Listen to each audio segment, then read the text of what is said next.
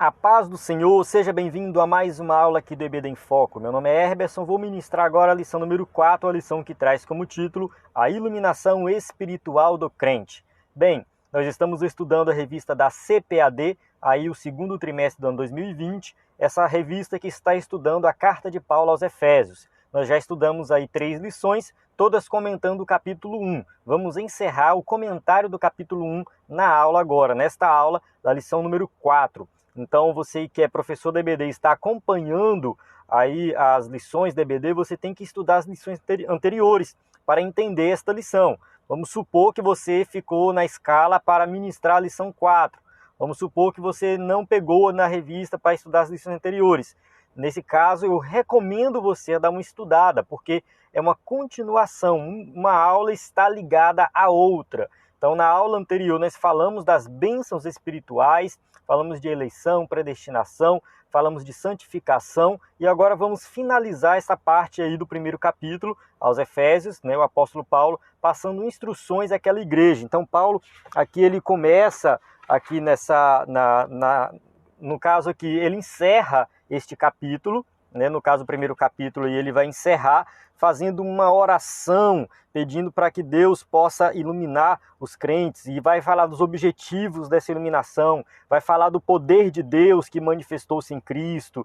Então, é um final aqui do primeiro capítulo bem completo e bem interessante para nós entendermos aqui algumas lições práticas para a nossa vida espiritual. Então, assista essa aula até o fim. Uma aula aqui com slide em PowerPoint, com animações, imagens de qualidade, para que você possa compreender melhor este assunto. E você pode acessar o site do EBD em Foco, ebdemfoco.com. Lá você pode adquirir os slides e acessar outros conteúdos. Esta aula é postada em vídeo e em áudio, mas temos também PDF, cursos de capacitação para professores da EBD. Entre lá, ebdemfoco.com. Eu lancei agora um curso que o pessoal estava pedindo aí por causa da crise do coronavírus.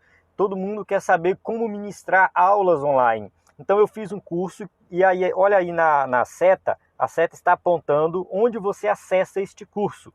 Como ministrar aulas online. Você entra no site do EBD em Foco, no menu, ao lado ou acima, se você tiver no celular vai aparecer acima, já tem o curso. Esse curso está liberado, é gratuito.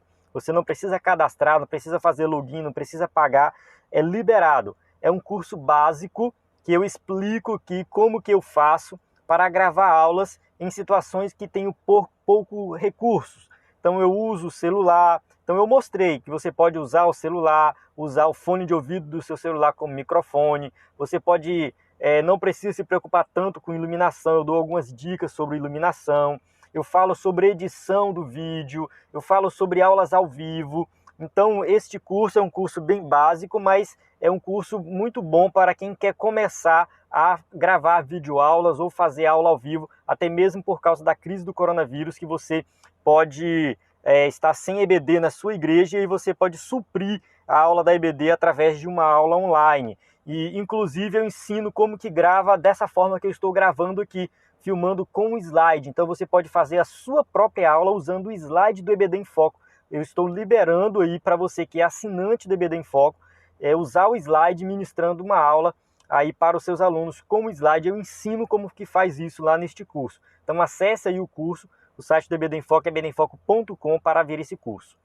Vamos lá para a nossa aula. O texto áureo diz o seguinte: para que o Deus de nosso Senhor Jesus Cristo, o Pai da glória, vos dê em seu conhecimento o espírito de sabedoria e de revelação. Efésios 1:17. Verdade prática: a vocação do crente inclui a herança de preciosas riquezas conferidas aos eleitos pela grandeza do poder de Deus. Aqui a gente vai falar da questão do chamado do crente, a vocação. Todo crente foi chamado com um propósito, com um objetivo, e aí, dentre tudo que inclui esse chamado, tem a herança das preciosas riquezas que nós, como eleitos de Deus, temos acesso pelo fato de sermos salvos, né? E pela grandeza do poder de Deus, que Deus é poderoso para nos salvar e nos conceder todas essas riquezas maravilhosas. A leitura bíblica em classe se encontra em Efésios 1, de 15 a 23, como eu falei no início, o final do capítulo 1, e aí você vai fazer essa leitura com paciência, vai fazer algumas anotações. Eu pulo esta leitura para ganhar tempo aqui no vídeo. Vamos lá, nossa introdução diz o seguinte: ainda no primeiro capítulo, o apóstolo Paulo inicia uma longa sentença assim dividida. Ele fala de ações de graças, oração intercessora e confissão de louvor e exaltação. Essa é a divisão aqui desta parte que nós vamos estudar. Então, do capítulo 15, do versículo 15, corrigindo, ao versículo 23, o apóstolo Paulo vai fazer isso aí. A gente divide nessas três fases: ação de graça, oração e confissão. Nesta sentença, somos exortados a louvar ao Senhor pela nossa eleição. Isso a gente vem falando em aulas anteriores. Temos que agradecer a Deus sempre pela nossa salvação, buscar a iluminação do Espírito para compreender a dimensão de nossa chamada e herança divina. Então, o Espírito Santo vai nos iluminar para que nós possamos realmente compreender tudo isso que Deus tem realizado na nossa vida, bem como entender a grandeza do poder do nosso Deus. Temos que entender que servimos a um Deus poderoso, um Deus que está acima de tudo e que Jesus foi exaltado acima de tudo. Então, entender esse poder de Deus, a exaltação de Cristo, é de suma importância para viver uma vida cristã plena. Primeiro tópico, a esperança da vocação e as riquezas da glória. Então, vamos lá. O tópico 1.1, ação de graças e intercessão. O apóstolo se alegra em dar graças a Deus pela vida dos eleitos. Então Paulo ele vai se alegrar, ele fala assim: eu não deixo de dar graças por vocês, mencionando-os em minhas orações. Então, Efésios 1,16. Aqui mostra que Paulo tinha intimidade com os crentes das igrejas que ele conhecia. Paulo sabia chamar pelo nome. Até mesmo igrejas que Paulo não conhecia, ele sabia o nome das pessoas. Quando ele escreve aos Romanos, por exemplo, ele não conhecia aquela igreja, ele não tinha visitado aquela igreja. E Paulo cita vários nomes, então mostra a importância de Paulo como pastor. Aqui a gente vê a importância de Paulo como pastor, conhecendo os seus membros ali, os membros da igreja, os que são irmãos em Cristo, pelo nome, e orando por eles, mencionando eles em oração. Nas suas orações. Isso aqui é um exemplo para os dias de hoje. Estamos vivendo agora a crise do coronavírus e tem pastor aí que não sabe o nome das ovelhas, que não sabe o telefone dos irmãos e que quando retornar aí o voltar ao normal os cultos, muitos crentes não vão voltar, muitos não vão aparecer porque vai falar assim: o pastor nem sequer lembrou de mim, nem sequer me mandou uma mensagem. Então o pastor tem que ter esse cuidado. A gente está numa época hoje aqui de tecnologia que é muito fácil entrar em contato com os irmãos. E Paulo aqui naquela época, através de cartas, ele já falava, citava nomes e se preocupava com os membros da igreja, né, os seus irmãos em Cristo. Então Paulo agradece a Deus por todas as bênçãos espirituais recebidas, tais como a eleição, a predestinação, a filiação e o dom do Espírito Santo. Então Paulo louva a Deus por tudo que Deus tem feito, das bênçãos espirituais que a gente estudou na lição anterior.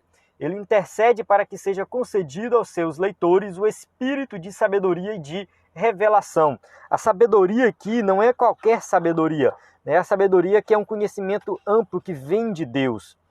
A sabedoria é esse conhecimento iluminado por Deus, é ver a vida da maneira que Deus vê. Então é algo que está além da capacidade humana. A sabedoria aqui tratada aqui não é qualquer sabedoria, uma sabedoria que vem sendo iluminada pelo Espírito Santo. Paulo estava ciente de quão maravilhoso é o Evangelho, ele sabia disso, mas ao mesmo tempo de quão impossível é alguém perceber a glória destas boas novas sem ser ensinado por Deus. Quem não tem o Espírito não aceita as coisas que vêm do Espírito de Deus, pois lhes são loucura, e não é capaz de entendê-las, porque elas são discernidas espiritualmente. Em outra carta aí, a carta de Paulo aos Coríntios, 1 Coríntios 2,14, Paulo vai deixar bem claro que o conhecimento da salvação, ele é algo que só é dado pelo Espírito Santo. É uma iluminação do Espírito Santo. Então, quem não tem essa iluminação do Espírito Santo não consegue compreender, acha que as coisas de Deus são coisas loucas, malucas. Então, como ele diz aqui, os que não têm o Espírito não aceitam as coisas que vêm do Espírito de Deus, pois eles são loucura. Então, são as palavras aqui do próprio apóstolo Paulo. Então, quem não tem o Espírito não compreende, mas quem tem o Espírito compreende todas as grandezas das bênçãos espirituais que Deus nos concedeu. Por isso, ele rogava para que os crentes recebessem a capacidade de compreenderem, por meio do Espírito Santo, a esperança da chamada. Então, Paulo fala dessa compreensão. Se você observar, Paulo, logo aí nessa passagem, ele vai falar desse entendimento, de ter um entendimento iluminado. Ser iluminado para quê? Para que eu vou ser iluminado? Para que eu possa compreender a esperança dessa minha vocação, dessa minha chamada. Então, uma esperança aqui não é uma esperança de algo que pode ou não acontecer, não é isso. Mas é uma esperança de algo que de fato vai acontecer. É algo firme, é algo que não é uma esperança assim, como se eu tivesse assim na expectativa, mas que pode não se concretizar. Não é isso. É uma esperança que já se concretizou e que eu vivo nessa esperança, vivendo em Cristo o tempo todo, sabendo que eu tenho um chamado, algo para fazer. As riquezas da herança, para que eu possa compreender, através aí dessa iluminação, as riquezas dessa herança que me aguarda, algo que vem no futuro que eu não sei ainda, mas que eu espero numa forma que vai acontecer de fato. Né? E a grandeza do poder de Deus, compreender também que Deus é poderoso. Então nós somos iluminados para isso, para em compreendermos a esperança da chamada, compreendermos as riquezas da herança e compreendermos a grandeza do poder de Deus. Nós cremos num Cristo que morreu na cruz do Calvário, mas que também ressuscitou e hoje reina, que chegou a falar que todo poder é lhe dado nos céus e na terra. Dessa forma, nós cremos num Cristo poderoso. Tópico 1.2, a esperança da vocação. Em sua petição a Deus, Paulo intercede para que o Espírito Santo ilumine os crentes a fim de saberem qual seja a esperança da vocação. Então, o Espírito Santo vai nos iluminar nesse sentido. Assim, eles seriam capazes de experimentar e conhecer profundo espiritualmente os privilégios de serem vocacionados. Então, Paulo faz esta oração para aqueles crentes e nós podemos também assumir isso aqui. Né? Isso aqui também serve para nós. Essa oração para que nós possamos ser iluminados e conhecer de forma profunda e espiritual os privilégios de ser vocacionado. Então a gente tem que crescer no conhecimento de Deus, na intimidade com Deus, ter fome de Deus e compreender aí a esperança do nosso chamado. Temos que compreender esse nosso chamado para fazer parte do reino de Deus, como filhos de Deus, eleitos e predestinados à vida eterna. Então nós temos que ter essa preocupação na nossa vida. Tá? Uma preocupação no seguinte sentido, de que eu tenho que estar alerta com relação a isso. Será que eu compreendi esse meu chamado? Será que eu compreendi o que Deus fez na minha vida? Então eu tenho que pensar nisso o tempo todo. Podemos dizer que tal esperança divide-se em pelo menos 3 aspectos. O primeiro aspecto é: Deus chamou pessoas no passado, ou seja, eu fui chamado no passado. A gente estudou isso na aula anterior. Uma chamada em que ele teve a iniciativa por meio da eleição em Cristo, da qual fazemos parte, porque Deus nos escolheu nele antes da criação do mundo para sermos santos e irrepreensíveis em sua presença. Efésios 1:4. Então, na aula anterior estudamos sobre eleição, que desde a fundação do mundo, desde a criação, antes da criação do mundo, antes de que tudo existisse, nós já tínhamos sido eleitos em Cristo Jesus para vivermos irrepreensíveis numa vida de santidade. Né? Um outro aspecto é que essa chamada abrange o serviço e santificação no presente. Dessa forma, eu fui chamado para viver uma vida de santidade. Isso é achar-se irrepreensível, viver em comunhão e andar de modo digno. Como prisioneiro no Senhor, rogo-lhes que vivam de maneira digna da vocação que receberam. Efésios 4:1. Então aqui Paulo falando que ele estava preso, mas ele rogava que nós pudéssemos viver de forma digna, de maneira digna, viver uma vida de santidade, porque fomos chamados para isso. E o terceiro aspecto desse chamado, dessa esperança desse chamado, é a participação gloriosa no futuro.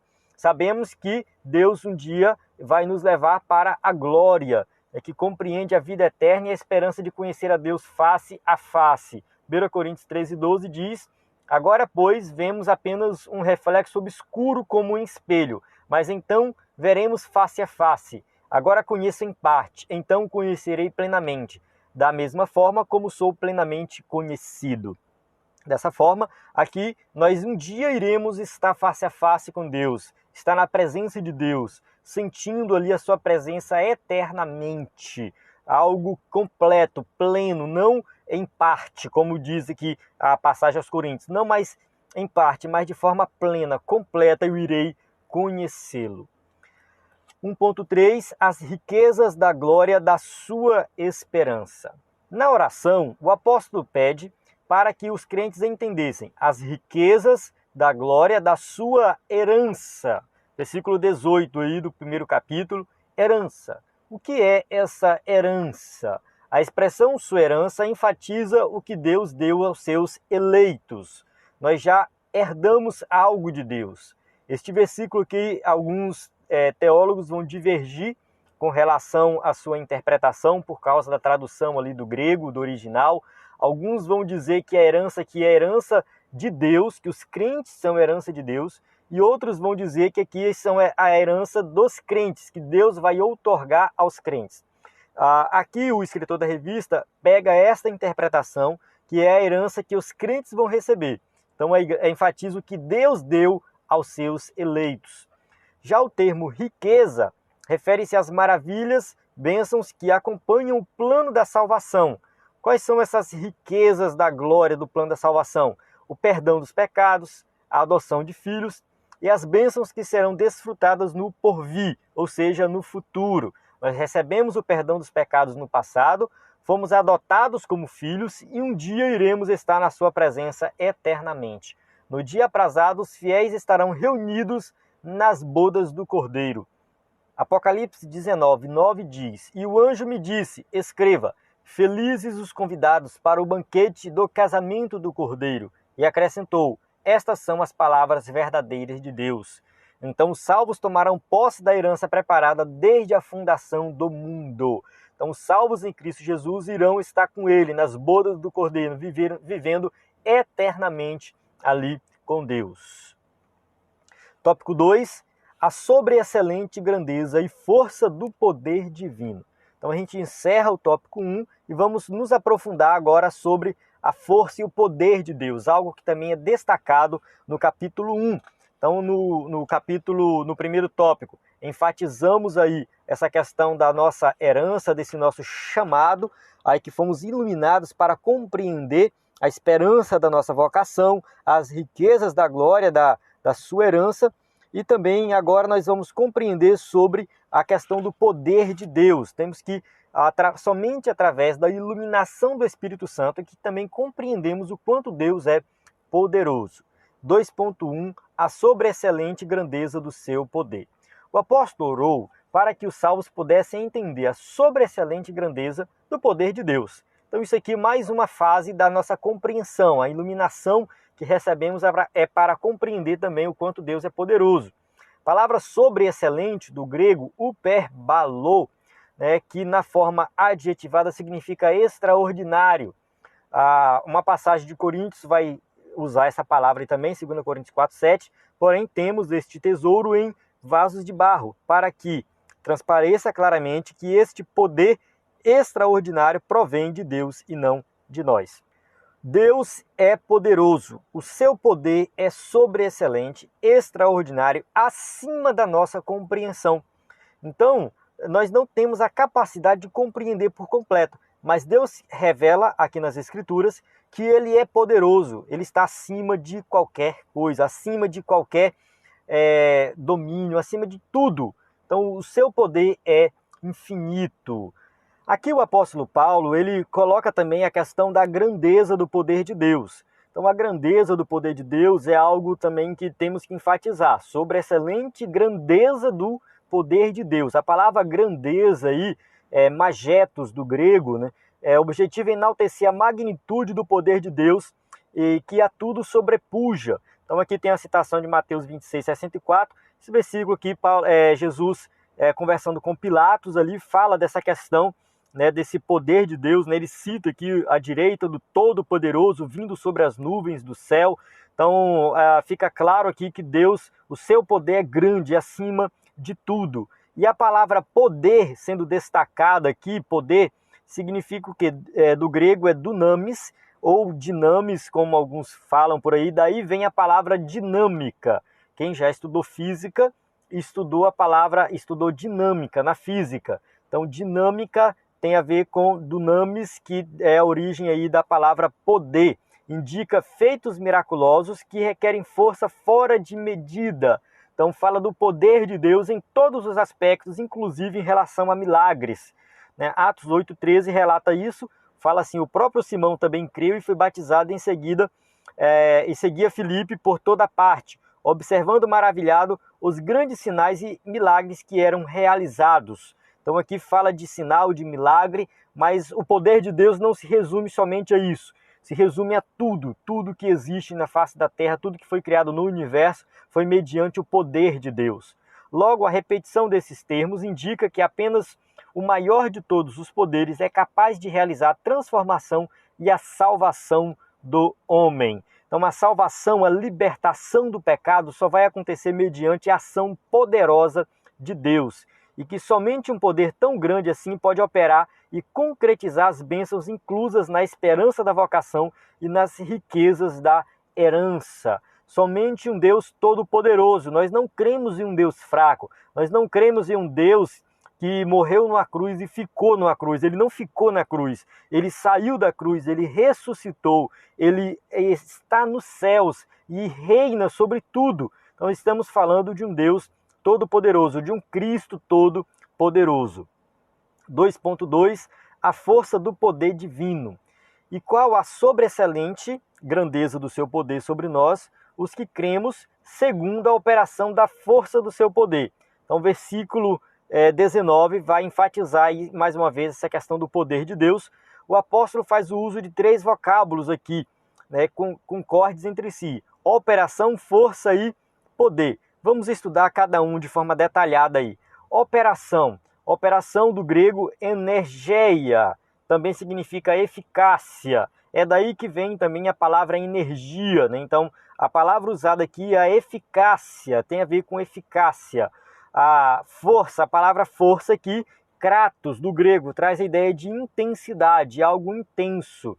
E poder, aqui tem a ver com o caso, a palavra ischus. No caso aqui, a palavra para poder indica um poder inerente de Deus, algo que Deus já tem, algo que está nele, que pertence a ele.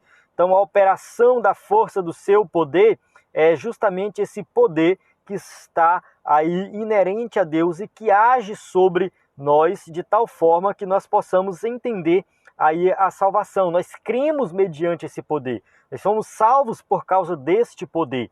Então, esse poder realiza tudo que Deus tem para realizar na nossa vida. A associação desses conceitos revela o poder potencial de Deus, que, inerente à sua natureza divina, opera em favor dos que creem. Então, esse poder é um poder inerente à natureza de Deus. Tem a ver com o próprio Deus. Deus, ele tem o poder inerente a si. Então, ele é dono desse poder, ele é esse poder. Então, é esse poder que faz tudo acontecer no universo, inclusive esse poder que agiu na nossa vida, nos salvou e age em favor de todos os que creem. Para aprofundar essa impressionante descrição, Paulo apresenta 3 exemplos irrefutáveis da força desse poder. Primeiro, a ressurreição de Cristo. Segundo, a sua ascensão à direita de Deus nos céus e sua elevação acima de todo o domínio. Então, Paulo ele vai aqui enfatizar a capacidade que tem esse poder. Já que esse poder é algo realmente muito forte, já que o Deus age de forma tão poderosa, o que esse poder já realizou? Aí Paulo vai falar desses 3 aspectos aqui. Então vamos entrar para o tópico 3. Cristo, nosso exemplo de exaltação. 3.1. Cristo, as primícias dos que dormem. Paulo enfatiza que o poder de Deus se manifestou em Cristo, ressuscitando-o dos mortos. Versículo 20. Então, este poder que está disponível, que agiu na nossa vida, é o mesmo poder que ressuscitou Jesus dos mortos. De fato, o Novo Testamento descreve a ressurreição de Cristo como obra do poder de Deus Pai. Mas Deus o ressuscitou dos mortos, rompendo os laços da morte, porque era impossível que a morte o retivesse. Atos 2:24. Então Deus tem poder para ressuscitar, tem poder sobre a morte. Ao ressurgir dentre os mortos, Cristo foi feito as primícias dos que dormem. 1 Coríntios 15, 20 e 21 fala: mas de fato Cristo ressuscitou dentre os mortos, sendo as primícias dentre aqueles que dormiram, visto que a morte veio por meio de um só homem. Também a ressurreição dos mortos veio por meio de um só homem. Então, assim como Cristo ressuscitou, nós também iremos ressuscitar. Jesus foi as primícias da ressurreição. Ele ressuscitou primeiro, mostrando que nós também iremos ressuscitar no último dia. Assim sendo, a ressurreição de Jesus é a garantia de que seremos ressuscitados. O mesmo poder que ressuscitou a Cristo está disponível também aos salvos. Desse modo, os crentes vencerão a morte e se erguerão gloriosamente de seus sepulcros para reinarem com Cristo eternamente. Nós não devemos ter medo da morte. Sabemos que esta morte já foi vencida, ela já é derrotada, tá? Então essa morte, ela já foi derrotada e um dia nós iremos ressuscitar assim como Cristo ressuscitou. 3.2, Cristo é levado à direita de Deus. Paulo reforça o poder de Deus quando da elevação de Cristo ao trono, pondo-o à sua direita nos céus. Então aqui, pondo à direita aos céus, está falando que Cristo subiu aos céus, ele foi elevado aos céus, teve a ascensão de Jesus aos céus, ele sobe aos céus, né? Fala dessa questão, dessa promessa que ele subiu, mas que um dia ele retornaria, mas lá é o seu lugar. Fala da direita. Na questão da direita, aqui na cultura da época, estar à direita significava estar numa posição de excelência. Quem sentava à direita do rei naquela época era o primeiro-ministro, era a pessoa que tinha ali uma autoridade muito grande sobre o império da época, por exemplo. Então, estar à direita indicava isso, indicava aí uma posição de excelência. Então, quando fala que Cristo está à direita, mostra que ele está acima de tudo, que é o que nós iremos ver mais adiante. O grau de exaltação para uma posição de honra e autoridade indica o completo triunfo de Cristo sobre o pecado e as forças do mal. Então, Cristo venceu o pecado, venceu as forças do mal. Então, ele está aí numa posição de autoridade muito superior a qualquer outra coisa. Então isso possibilitou que ele vencesse a morte e vencesse o pecado. Esse triunfo também está assegurado aos salvos.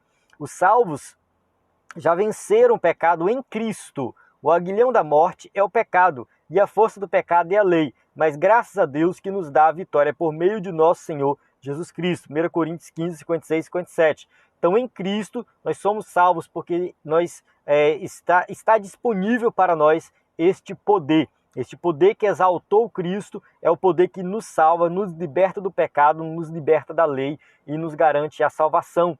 Isso endossa a nossa participação na vida celestial, conforme indica a expressão, nos fez assentar nos lugares celestiais. Indica que nós estamos participando com Cristo desta exaltação também. Assim, tanto a ressurreição como a ascensão de Cristo são obras do poder do Pai. Então mostra aqui que Deus é poderoso. 3.3, Cristo exaltado sobremaneira. Neste ponto, Paulo ensina que o poder de Deus exaltou Cristo acima de todo principado e poder e potestade, domínio e de todo nome que se nomeia. Então o versículo 21 do capítulo 1, melhor dizendo, vai mostrar que Cristo foi exaltado sobre tudo, sobre todo principado, potestade, domínio, tudo que existiu, tudo que existe no universo, tudo que vai vir a existir. Cristo está acima de tudo. Significa que ele foi exaltado acima de toda a iminência do bem e do mal e de todo título que se possa conferir nessa era e também no porvir. Então, em qualquer época, em qualquer situação, Cristo é exaltado acima de tudo. Nós servimos um Cristo que reina, um Cristo que tem poder, um Cristo que está acima de todo e qualquer poder que existe no universo. O resultado desse triunfo traz duplo benefício para a igreja. Primeiro, a igreja tem Cristo como cabeça. Deus fez Cristo cabeça da igreja.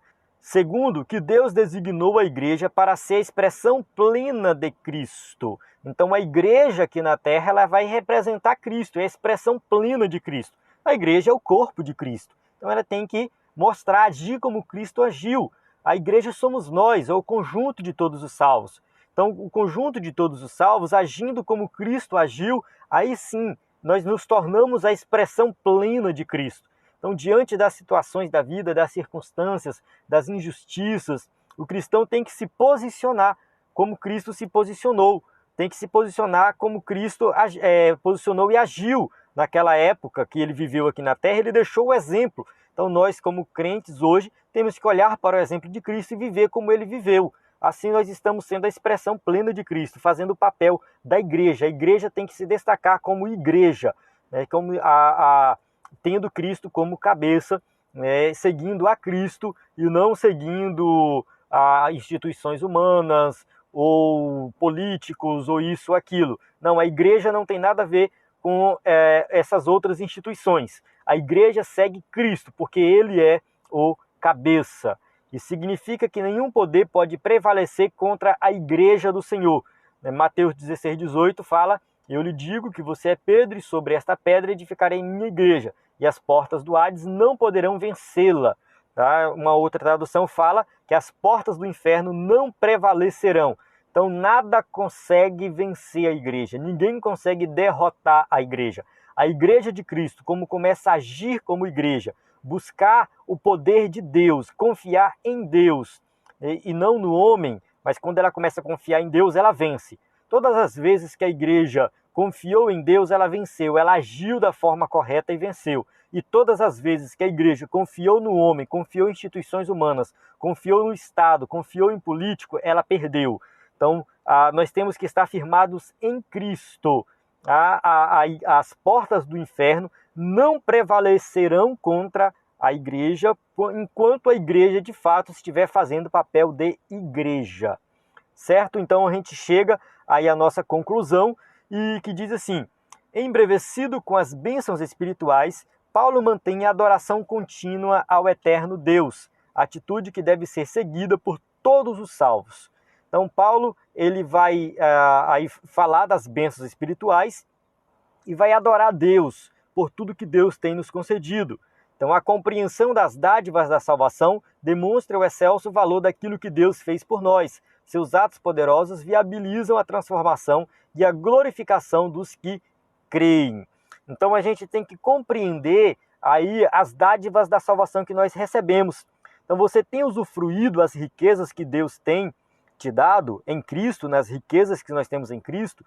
Você tem crescido no relacionamento íntimo com Deus, você tem fome de Deus, você compreende a esperança do seu chamado, você compreende o quão valioso você é para Deus, você tem experimentado de forma prática o poder da ressurreição em sua vida. Então tem que pensar nisso aí. Tá? O cristão, o crente, ele tem que estar ciente daquilo que Deus realizou na sua vida. Ele tem que estar confiante em Deus, ele tem que compreender a esperança do seu chamado, saber que Deus é poderoso e que ele é valioso para Deus. Essa passagem bíblica deixa isso para nós, para que nós possamos viver uma vida muito mais plena na presença de Deus. Foi isso que o apóstolo Paulo rogou em oração para aquela igreja, e isso também vale para nós nos dias de hoje. Amém? Eu peço desculpas se algo ficou confuso, mas é uma lição bem teológica. Nós estamos numa parte da carta de Paulo que ainda é muito teológica, mas que nós conseguimos sim tirar algumas aplicações práticas. Isso é um fato, é isso que a gente está fazendo aqui nesta aula. Então, aqui a gente tem as perguntas, caso você use o slide aí na sua igreja, temos aqui as perguntas com as respostas para você passar para os seus alunos. E eu encerro aqui. A paz do Senhor, até a próxima aula.